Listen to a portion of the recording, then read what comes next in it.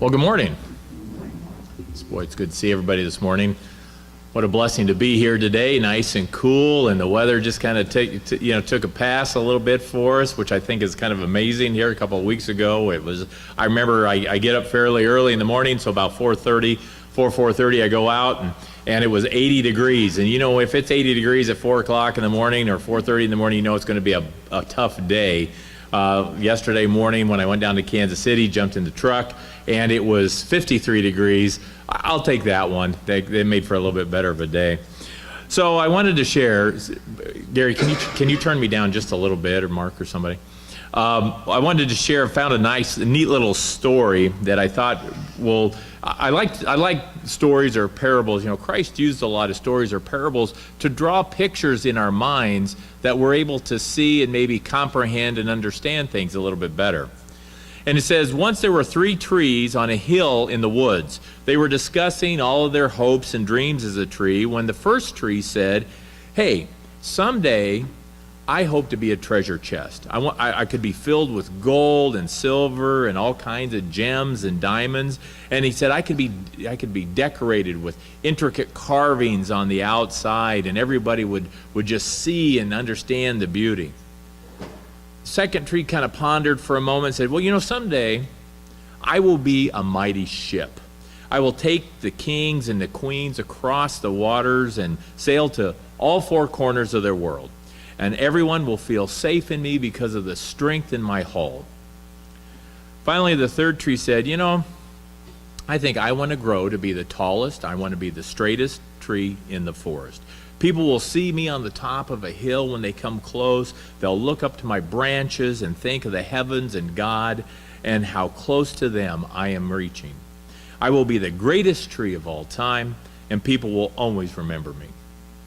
After a few years of praying that their dreams would come true, along come a group of woodsmen. And they came upon the trees, and when one came to the first tree, he said, you know, this looks like a very strong tree. I think I should be able to sell the wood to a carpenter. And he began cutting it down. The tree was happy because he knew that the carpenter would make him into the treasure chest that he always desired to be. And at the second tree, a woodman said, you know, this one looks like a strong tree. I should be able to sell it to the shipyard. And the second tree was incredibly happy because he knew that he was on his way to becoming that mighty ship, that which he always dreamed of. When the woodsman came upon the third tree, the tree was frightened because he knew that if they cut him down, his dreams would not come true. And one of the woodsmen said, he looked at it and said, you know, I don't think I need anything special from this tree, so I'll take this one, and he cut it down. When the first tree arrived at the carpenter's shop, he was made into a feed box for animals. He was then placed in a barn filled with hay. Well, that wasn't at all what he had prayed for. The second tree was cut and made into a small fishing boat. His dreams of being that huge, mighty ship and carrying kings and queens to various parts of the world came to an immediate end. The third tree was cut into large pieces and just left alone in the dark. The years went by, and the trees, they actually forgot about their dreams, who they were. Then one day, a man and a woman came to the barn. You know, she ended up actually giving birth in that barn, placed that baby in the hay in the feed box that was made from the very first tree. The man wished he could have made a crib for the baby, but this simple manger would have to do. The tree could feel the importance of the event and knew that it held one of the greatest treasures of all time. Years later, a group of men ended up getting into that fishing boat that was made from the second tree, and one of them was tired, and he ended up actually sleeping. He was so tired. And while they were out on the water, a great storm arose. Tree didn't think he was strong enough to keep those men safe. The men woke the sleeping man, and he stood and said, peace, and the storm stopped. At this time, the tree knew that it had carried the King of Kings in its boat. Finally, someone came and got that third tree, the one that was sitting alone in the dark, and it was carried through the streets as the people mocked the man who was carrying it. When it came to a stop, the man was nailed to this tree and raised in the air to die at the top of a hill. When Sunday came, the trees came to realize, that tree came to realize that it was strong enough to stand on top of the hill and to be as close to God as possible, because Jesus had been crucified on it. As all good stories, it has a moral. The moral to this story is that when things don't seem to be going your way, always know that God has a plan for you. If you place your trust in Him, He will truly bless you with the greatest of gifts. Let's continue on. Mark, you ready? With hymn 236, Come Ye That Know and Fear the Lord.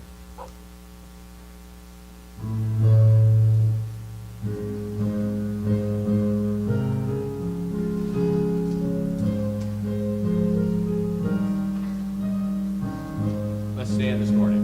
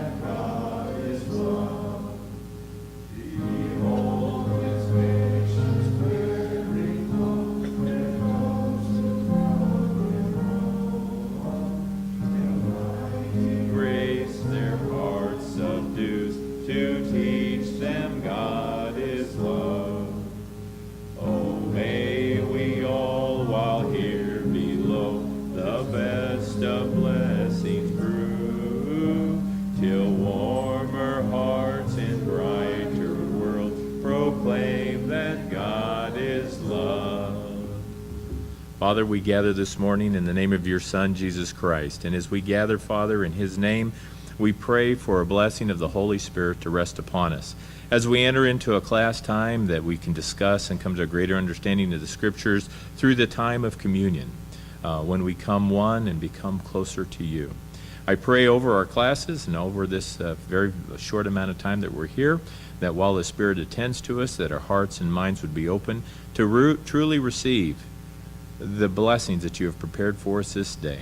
I pray for those that might be on their way, that their journey would be safe, and those that are thinking about coming, that the Holy Spirit would be able to nudge them in a way that they would feel and be compelled to come and worship. For this we ask and pray in Jesus' name. Amen.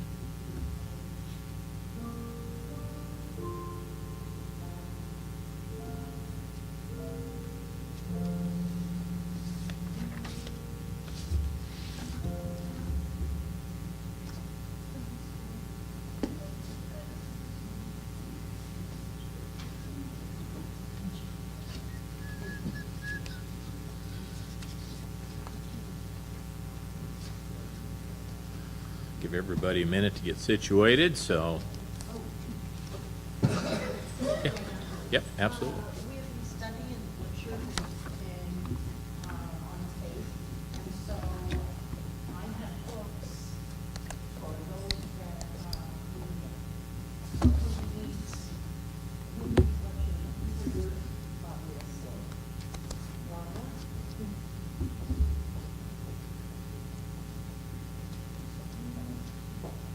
You're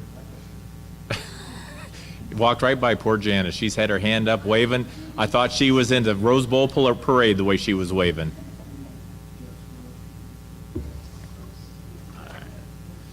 So, you know, it's a good read. It's a great go left, Sherry. There you go. You know, you thought for all the talking she did earlier, she'd already got that project done. But all right. So when we start talking, of course, you know, we're always looking at having faith in God and trying to figure out, you know, who God is, and God is awesome. As we try to understand I guess I got to get to the right book here. But as we understand, and we were talking about vision, and you know, I couldn't help but notice that for those that are following some world events, we decided magically, and I say magically, there's a plan for everything, but we're having exercises now, military exercises. Russia's having military exercises, and I find it amazing that we get into this sword rattling, right? And that's what happens a lot of time with countries get sword rattling. All it takes is just a little extra rattle of a sword that somebody gets a little excited, and next thing you know, we're right in the middle of some very, very bad or potentially catastrophic events. So, you know, our faith and our prayer, it has to be that cooler heads are always prevailing, even though it has always amazed me, though, but when the leaders of countries get together, no matter how big they are, the countries, not the people, but they want to be the biggest. And I would venture a guess that if you were to poll most of the people in any country, you know, what do they want to do? They want to get up and they want to provide for their families. And they want to do those things that you know, probably God had in our lives. Not most folks don't get up. I didn't wake up today thinking about world domination. I don't know, maybe some of you did. But did you? Trust me, you do dominate my world. So just so you know. So success. But one of the things that doesn't happen, though, is and that's the thing that amazes me, though, is we watch North Korea and some of those things, so those countries, and they're all right there. They're all right there. I listened to probably some things that if you were less grounded, you would be more likely to believe in. But there's a lot of people out there that are hoping and praying for that final rattle, that intense rattle that causes the trigger to be pulled, whatever that means. And I'm amazed at why would you want that for the innocent people that are daily. I was just gonna say the world leaders, they don't care about the innocent people. Well, they're supposed to. So this wouldn't all be happening. Well, they're supposed to believe, or have. I mean, isn't it the innocent? Well, in most countries, it's the innocent people that elect those that are in power. There are some, of course, that are taken by military might. Bruce Riley? Well, a lot of times, the hidden leaders that really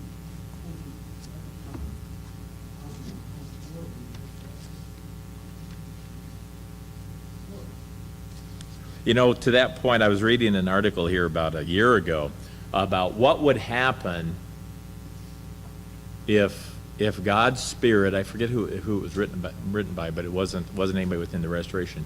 But what would happen if God's Spirit ruled the earth? What would happen economically? It would be the writer of this particular article said it would actually be disastrous because of just some of the things that you said, that the war machine, as they would call it, is a huge generator of jobs and all of those types of things. Terry? You know, it is the sole purpose of some people from birth to be destroyed. Well, And that's scriptural.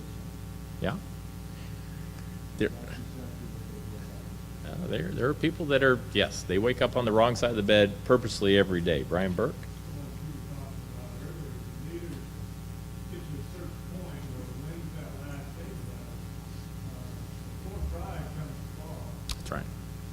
pride comes, and that's what we need to watch is when people get to that point where, kind of like, King, Zachariah or Zedekiah, Oh, was that okay? he wouldn't, all he had to do was submit himself. And he would say, everybody, same with Corianton. Yep. All he had to do was submit. And he would say, "It's easy." Yeah. But their pride was so bad that they were willing to watch everything die Yep. because of their own arrogance. Yep. And that is a leader or a people without vision. And that's what we're talking about, is what is the vision of the people. We talked a little bit about this last week. what is that vision? Well, and we see then as we talk about, and Brian brings up a great couple of examples out of the Book of Mormon, we see even King David and Solomon and all, very much the same way. They became so prideful that they lost the vision, frankly, that God had instilled into them about their purpose and what they are. And like we're talking about of our vision as a people, that it should be greater than what we would consider the restoration, because the vision is not to be a good restorationist. What is the vision of a good people? What is it to be? I'm sorry? Humble people, to be Christ-like. Janice? Yeah, to serve God. Yeah, to be Christ-like. That is the vision, to be Christ-like, and we talk about being Christ-like. And what does that mean when we have a vision, or if we have a vision to be Christ-like? And when I say that, what do you see? When I say, if your vision is to be Christ-like, what does that mean to you? Okay, that's right. Very good. Brian? Well, even when Jesus was getting ready to be taken, he said, do you know that I could call 12 legions right now? Yeah. But he submitted himself Yeah. to save the people. Yep. And gave everything he had. Yeah. Yeah. And he could have. We wanted to do that as Americans. Well, see. That's a great question. And as that submission, right? To submit, to be Christ-like, is to submit, and to give all of who you are to all of who He is the best way I can figure out to say that. What about some of the other ones? What else? What do you think is Christ-like? Christ-like is, well, Christ-like should be, that's the whole purpose that, Okay, yeah. Zion would be, yeah. Yeah, if we're Christ-like, we'd have a common heart, mind. Janice? Okay. Okay.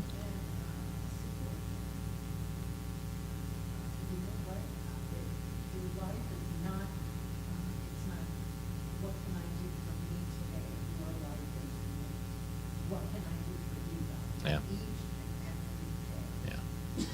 Yeah. And when we look at that vision and who Christ was, when He was on the earth, and Brian brings up a good point, He could have very easily stopped it all, but then again, that would have been convincing the people through power, and that wasn't what He wanted to do.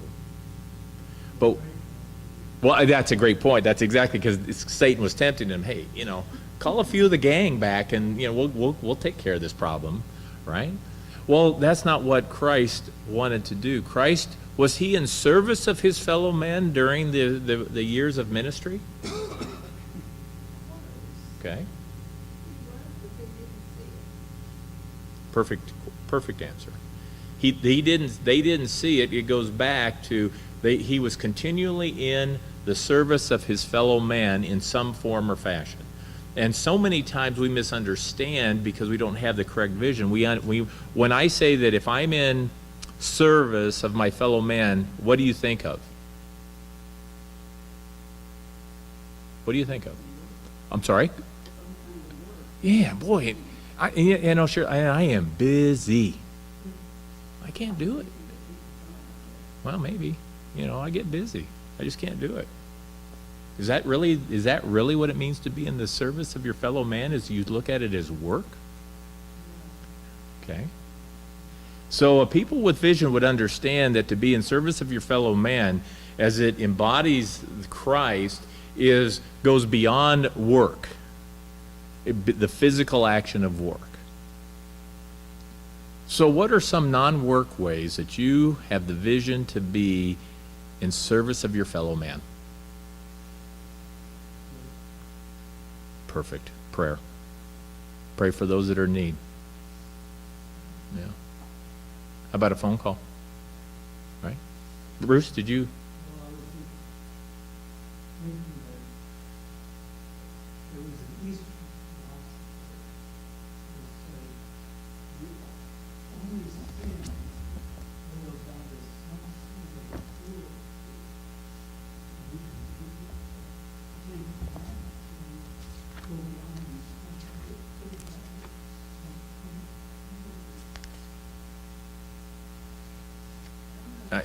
tell me, yeah, I was going to say, elaborate just a little bit. You said an Eastern philosopher said that the commandments are behind each one, there's some form of cruelty? He said that sin Oh. is some sort of cruelty. Oh, okay, okay. That could be. I guess I had not thought of it that way, but, I'd have to ponder that a little bit before I comment on that, I guess. So, when we see then what we're to be, or to become, as we see a people that are in service of our fellow men, it doesn't have to be physical work. Brian? I think I kind of know what he's saying. He's talking about sin affects more than just you. When you sin, you affect somebody else, and you are actually taking from that person. When you're in service, you are actually giving of yourself instead of heaping upon yourself the lesser right, whether it be stealing, lying, cheating, adultery, whatever. When you do those things, you're taking from somebody else, you're hurting somebody else, you're Yeah. destroying somebody else. Now, that makes sense, yeah.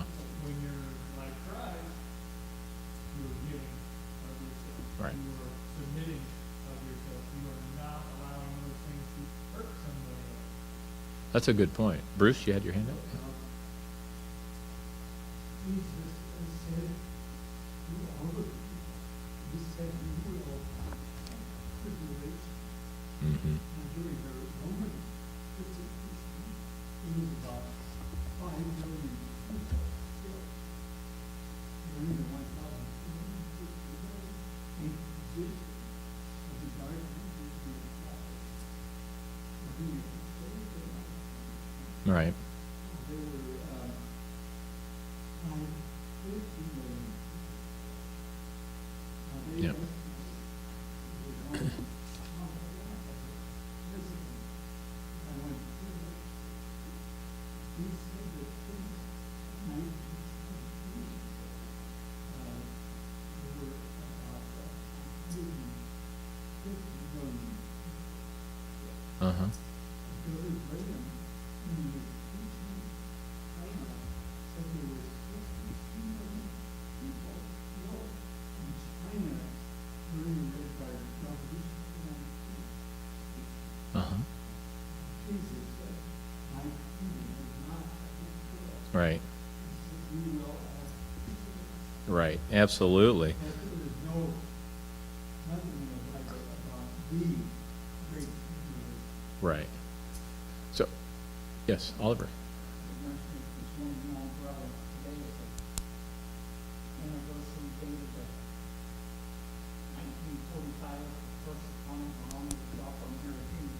Yep.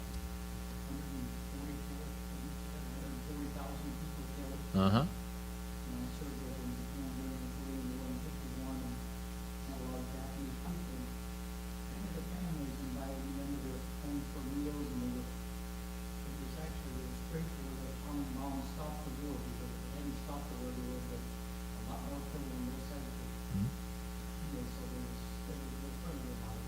Yeah,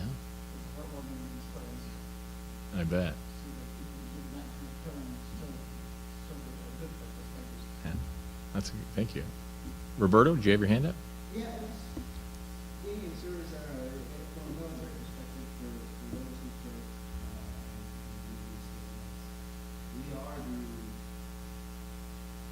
defense of the country, so if stuff does happen, we're the ones that get sent out in case of need to business. Mm-hmm.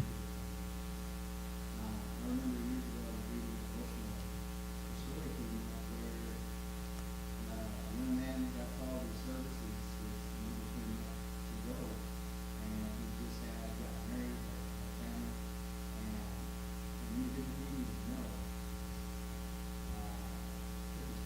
Mm-hmm. So, you got to have a family, that's going to sacrifice, whatever the community of life, that time not live to still have.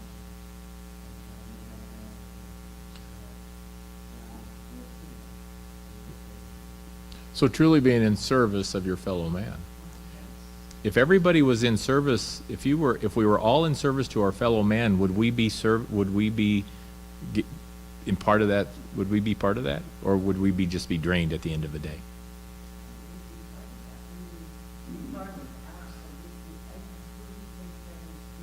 Well, so if Terry, did you have your hand up real quick? Yeah. You still have to deal with the tear. They are here. But can we not be nice to the terrors? Can I be nice to a terror? You can, but you know, Other than I'll be obedient to the commandment of God. And pray for your enemies. plenty of Israel out there that needs to hear the word. Yeah. So, you know, it's like a So, and that's true. But if we become, and I guess the vision becomes, if we become, if we're trying to help our fellow man in whatever way, it eventually comes back to you.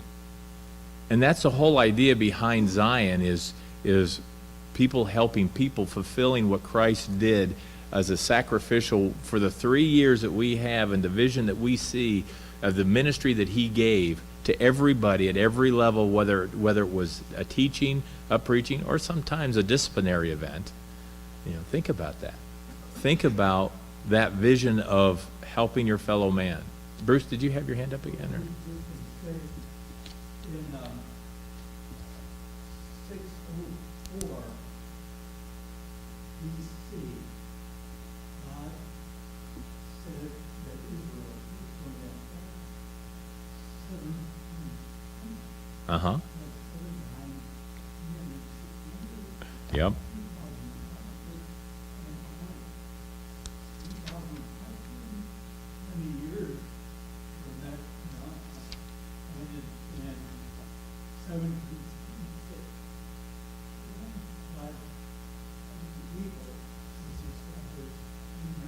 Mm-hmm. Before that, every succession battle in the nation, they conquered to overcome other people Mm-hmm. and take their God. America is the only country in Israel that never fought a war to gain faith. Right. Okay, very good. So here's what I want to do. Turn to Jeremiah. We're going to switch gears just a little bit along this same subject, different path. Jeremiah chapter 23, and it talks about how do we get a little bit how our confusion on having this vision of helping and being Christ-like, and as we change, because what do we have as a vision for our people? And in Jeremiah 23:16, who would read that for me this morning? Jeremiah 23:16. Right, Amy?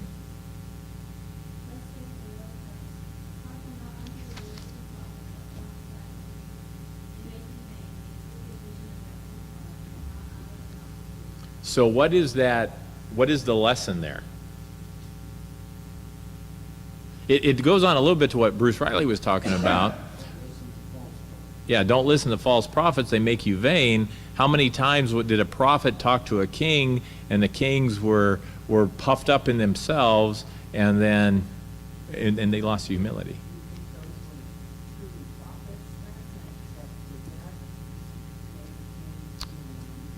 They may have started off as prophets, but I think many lose their, like anything else, we're talking about kings losing humility.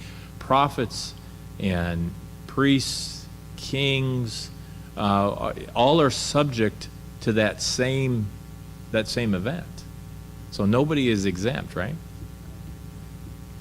So jump into 1 Corinthians, go to the right if you've got like a 3-in-1, or well, actually in your Bible, go to the right. And in 1 Corinthians, we were talking second chapter, we were talking a little bit, really verses 5 through 16.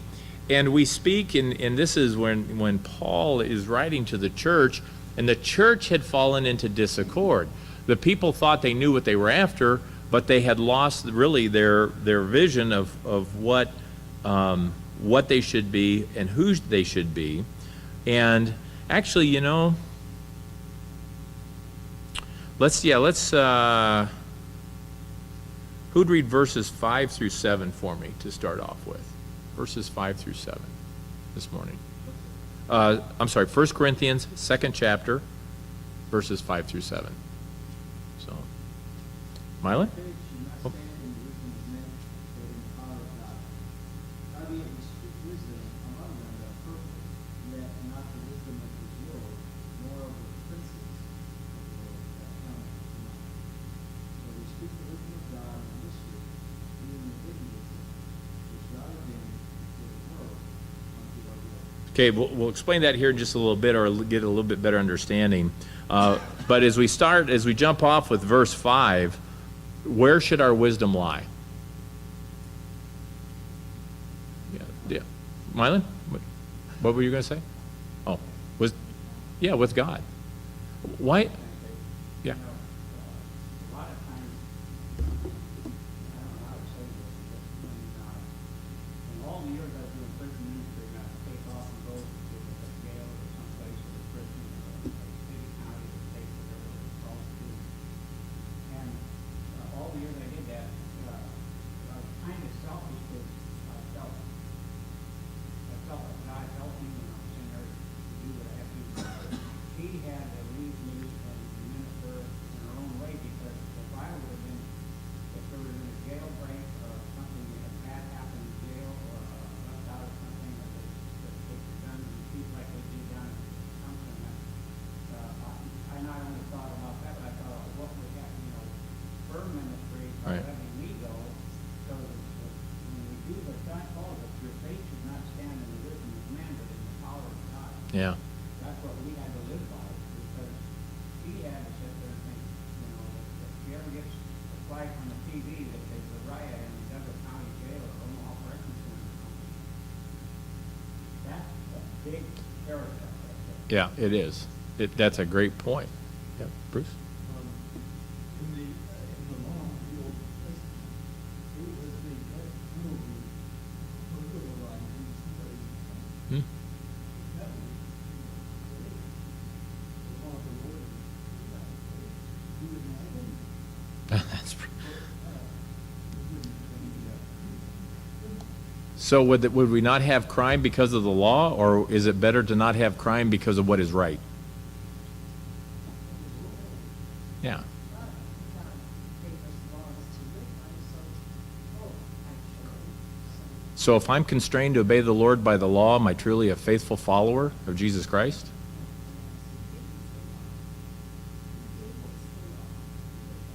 Uh-huh. Okay, he gave us the law to live by. So you see where I'm going with this. If we truly had a vision, would I need a law to live by the power of God, or could I live by the 2 commandments that were given? Okay, hang on. We got Terry, then we'll go to Brian. Terry? Well, I don't know, it just kind of popped in my head, I guess, when you get ready to sell everything you own, and you call him, I guess you're profitable. Okay. All right. If he's already done everything else, Mm-hmm. just let it be in that's what he's got to do. Okay. Okay. We assume that's what he would tell us to do, as we all have a different calling and a different purpose in a different place. I'm just challenged, because here's what I'm trying to get everybody to go to. But I mean, if we're to assume that he does things the same way, Okay. then it would still have to be along those lines. Okay. And, there still has to be a brownie point. Uh-huh. And he can do that. So if the brownie point's the same, then it's gonna follow the same thing. Okay, that's valid. Yeah. Okay. Brian? You're following the law because of fear of the consequences. You're more worried about the consequences of the action instead of just being servitude to your fellow neighbor. You're more worried about, I can't do that because I will be punished this way, instead of, I shouldn't do that. Right. I love that person. I wouldn't want to do that to them. Right. I mean, the 2 greatest commandments, love the Lord and love your neighbor. The rest of the law falls into place if you can keep those 2. And the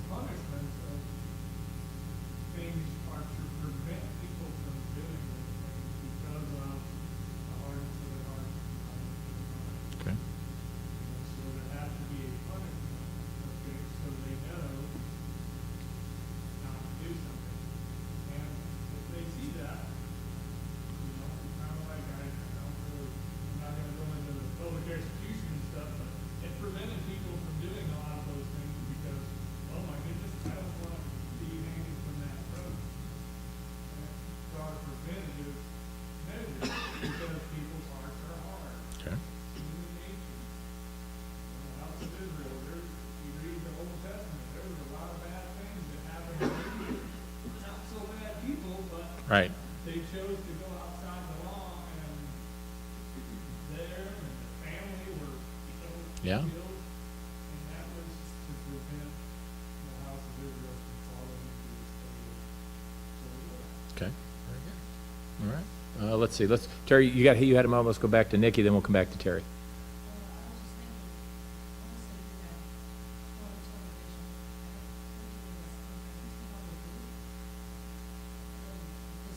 we had some television on your spiritual life. You know, like Frank said, we do everything in love, so 2 minutes will just be all. Okay. Yeah, there's the consequences for those that don't have their own television, but and they see that and helps correct it, allows the consequences. Hmm? Kids have to, you don't need the glasses anymore. You can just go straight to the wall. Okay. That's a good point. Terry? You know, one of the things I noticed here over this bill in my home was that in the state of Ireland, there's no law. There's a law against fireworks. There is not now. But when did it start? As soon as everybody got all their stuff. And how long did it go? Until everybody ran out of their stuff. But then made it legal. And then they said, you'll do it between this time and that time. And when did they do it? According to the law. Mm-hmm. Because now there was a law, now they heard the law, now they obeyed the law. The same thing in the witness, for those who haven't heard the law. Okay. Or the root as to how they're supposed to live. For certain. Okay. But where at the same time, like he said, this is just superficial. Mm-hmm. At the same time, they were also saying that when they left Iowa, that, between certain times, that they were going to actually already this first year, more people disobeyed the law than they obeyed the law. They were still shooting on fireworks until 1 or 2 in the morning. And, I lived it. So, all right. Hang on. We're not going to get into a fireworks discussion. While it's very entertaining. Way better than Okay. So, when those days were done, the fireworks would continue on for days before. okay. Dennis? We have to distinguish between laws created by man, like fireworks laws, and laws created by God. Very much. Were intended, Paul's writing in Romans, as a mirror, Yep. not to show us how far we all fall short. Right, and that's exactly where we wanted to go. There are what we'd call civil laws, and yesterday in our class we were talking about Alma when he was the chief judge, and he was when they couldn't figure out what the civil law was or what that was, the people would come before Alma or the lower judges, and they'd make the call. Well, what did Alma do? As we talked in the past, what did he do if a decision came to him that there was not a clear-cut civil decision, and civil being many of them were they were lined scripturally? What did he do? Okay. To who? Okay. Took it before God. It had to and if you remember right, a lot of the decisions and a lot of the answers. You remember what God would tell Alma? Have you read that story in a while? I challenge you to go back and read it, because what he ended up telling Alma, and I'm going to summarize it, was you already know the answer. It's been in your scriptures. And he just reiterates what the answer is. So it's already been given from the beginning of time, the answer to the questions that were brought to Alma about, and you see where we're going with all of this. We have, the laws are maybe for the unchurched or the unlearned or whatever, but if we were truly a people of vision, we wouldn't need the laws to give us the guidance to because we would live a Christ-like life with our fellow man. So, look at this. The law would be indwelling. Oh, I like that. The law would be indwelling. Yeah, that's very good. That's true. Bruce Riley? In the Old Testament, they had the minimum,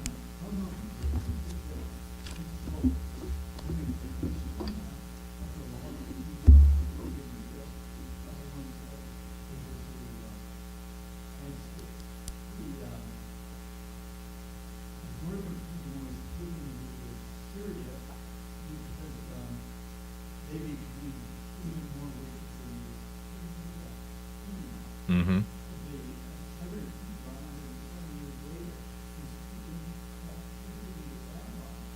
Because they were the first in the scheme. But this is and I go right through, Yes. The indwelling, as we were, as Dennis pointed out. Yeah. Oliver? Yep.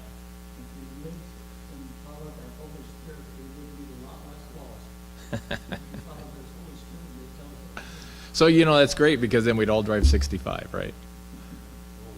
We'd all drive 65, except for one of us in the room. So, Where in today's, we're talking about firecrackers and all that, how it's it's a tragedy, we don't stop and think about it, but the man passing any law, unless they're, in the unless they're Christian in a way, right. they can't think spiritual or godly things, and so, because they think they're foolish, and if Okay. you think listen to what's coming at us from the laws that are being passed, not only in our local area, Mm-hmm. but some of our local laws just make me laugh when I Sure. try inside, but we're not speaking, they're not speaking from a sense that God inspired them to say that, or do that, or change it, or do that. Yeah. They think they think it's foolish that we do these, that Christians do these things. Mm-hmm. Stop and think of the ones like passing the law, to stop firecrackers at 5 o'clock on a Sunday night. Right. It don't happen, because that's a man's law, and nothing is foolish. Right. So, let's go to first. Bruce, did you have your hand up?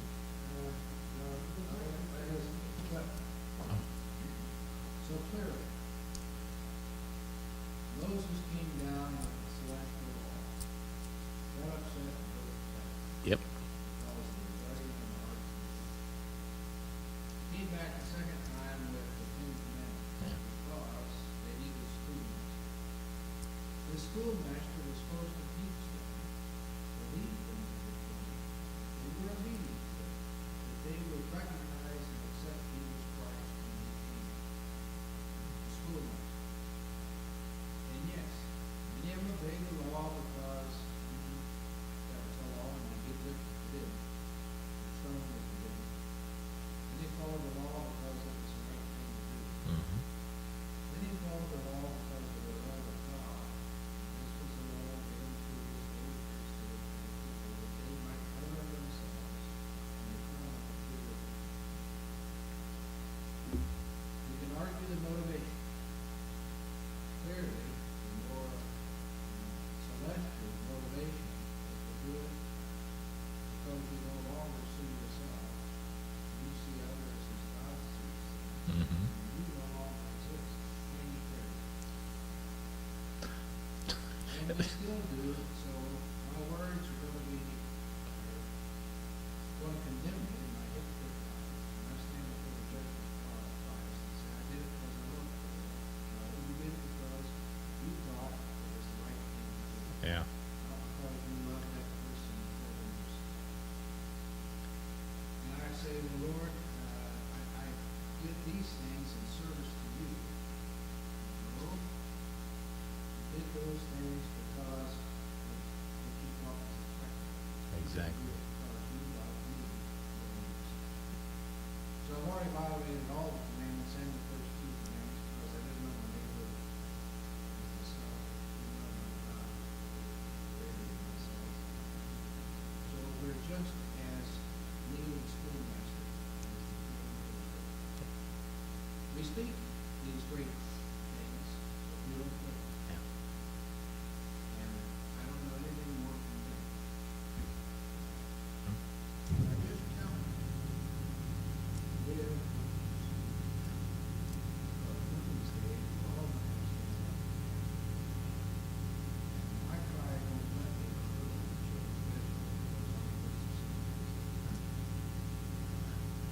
No, that's good because when you're ahead of me in line, just put in a good word for me because I'm gonna need a little bit of help.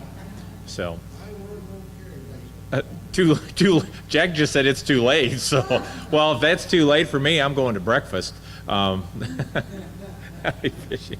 Well, so, you know, and perfect words, because you see, as you become a person of vision, why are you doing it? Because it's the right thing, the expected thing, or because it is the thing to do? And hold your thought, Bruce. So 1 Corinthians 2nd chapter, and I want to take us here, since we're on this, verse 9, 1 Corinthians 2nd chapter, verse 9. And what I'd like to do is, who would read 9 and 10 for me? So, who would read 9 and 10 for me? Can we let Janice read 9 and 10? Yes. Yet as it is written, I have not seen or ear heard, neither have entered into the heart of man the things which God hath prepared for them that love him. But God hath revealed them unto us by his Spirit, for the Spirit seareth all things, yea, the deep things of God. Okay, so you can see then you see how this, what we were just talking about, and how it ties right in, that do you know what God has prepared for you? I think all of us would be hard pressed to say, oh yeah, this is exactly it, because prepared for them that love him, and it can be revealed unto you, those things, if you're prepared to receive them. That's probably the other thing. Mr. Riley, I cut you off, so what was your comment? I was going to get back to what Bruce said. When Moses came down from the mountain, they were worshiping the golden calf. And the golden calf was actually worshiping Isis. Isis was the goddess of Egypt, and that involved obscene activity. And they had fought always a lot of other things. And, Yeah. They kind of like that, didn't they? When they liked the carnal things, because they didn't have the taskmaster, or the schoolmaster, I'm sorry, that had come down. So, you yeah. just wonder what the root of all of that. Yeah. It had to be pretty darn divine, I would think. All right, so here's the couple last verses this morning, still staying in 1 Corinthians 2nd chapter, looking at somebody to read 11 and 12 for me, verses 11 and 12. So, would like to, Oliver, can you read verses 11 and 12, please? For what man knoweth the things of a man, save the spirit of man which is in him? Even so, the things of God knoweth no man, except he has the Spirit of God. Now we have received not the spirit of the world, but the Spirit which is of God, that we might know the things which are freely given to us of God. Is that confusing to anybody, or did everybody pick that right up?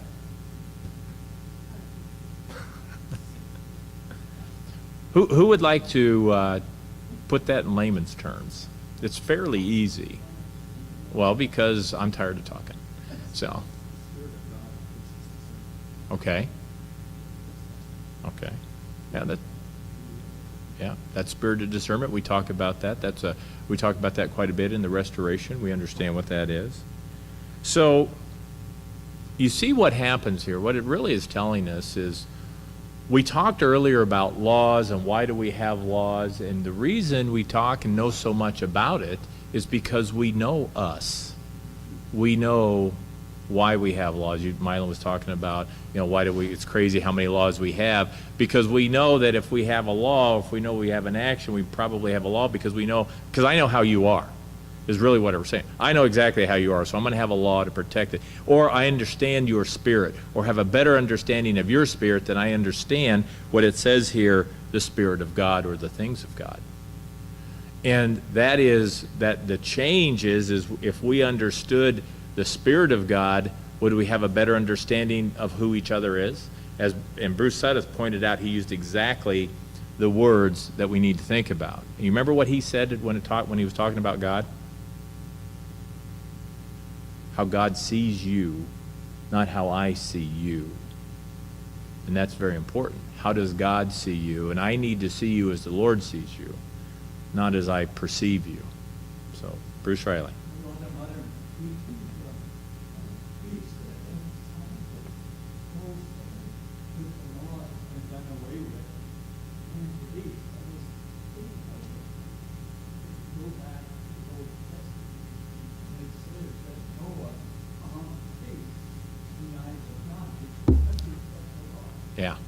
And only because, not because of the law itself, because of the obedience to what the Lord had said.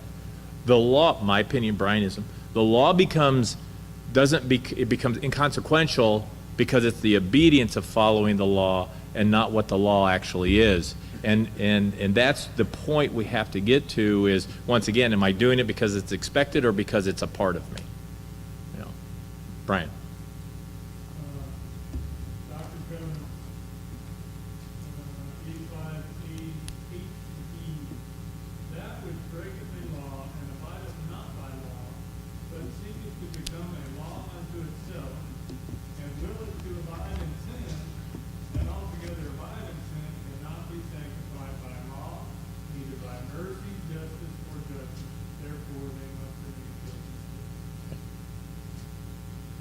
So we're going to end on that one. And the reason we'll stop there, we'll pick that up because I appreciate that, because I actually had that as a reference. And then I want you to finish reading the balance of 1 Corinthians 2nd chapter 5 through 16 again. And then I want you to jump, if you're looking for another verse, Joel 2 and 28, Joel 2nd chapter 28th verse. That's where we'll start next week as we finish this up. So. Okay.